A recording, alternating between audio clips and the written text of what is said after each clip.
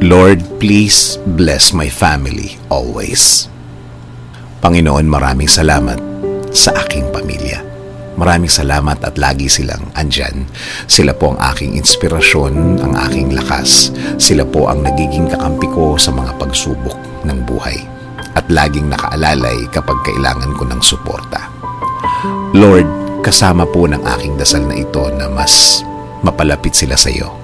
Mas makilala ka nila. Mas malaman pa nila ang iyong kabaitan.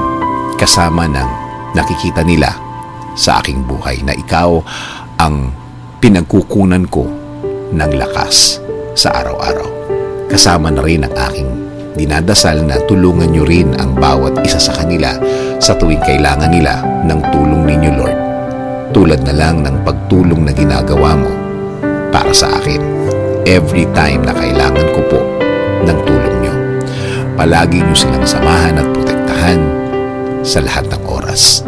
Alam ko po na napakadelikado na sa labas at kailangan nila ng proteksyon ninyo sa mga buhay nila, kasama na ang kani-kanilang mga trabaho. Ikaw, Panginoon, ang nakakaalam ng lahat ng kanilang pinagdadaanan. Alam mo kung anong mga pagsubok ang dumadating sa kanila. At alam ko, Lord, na ikaw lang ang makakatulong at makakasuporta sa kanila dahil alam mo ang kani-kanilang mga buhay. Bigyan mo sila ng talino para kanilang magamit sa tuwing may dalahin sila sa kani-kanilang mga buhay. I-remind mo sa kanila na ikaw lang ang panggagalingan ng mga bagay na ito. Mga tulong na ikaw lang ang makaka-provide.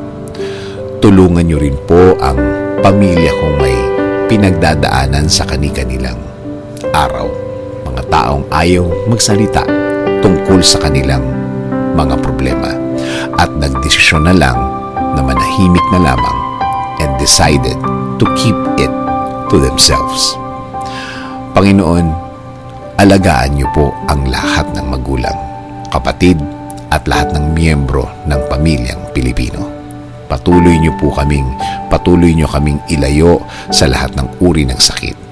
Ilayo niyo po kami sa lahat ng uri na masama.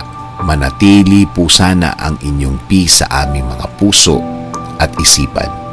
Patuloy niyo pong i-guide ang aking buhay.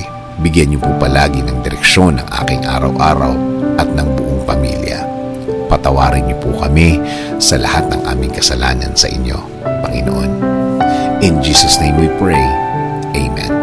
Sabi nga sa Colossians 3:13, bear with each other and forgive one another. If any of you has a grievance against someone, forgive as the Lord forgave you.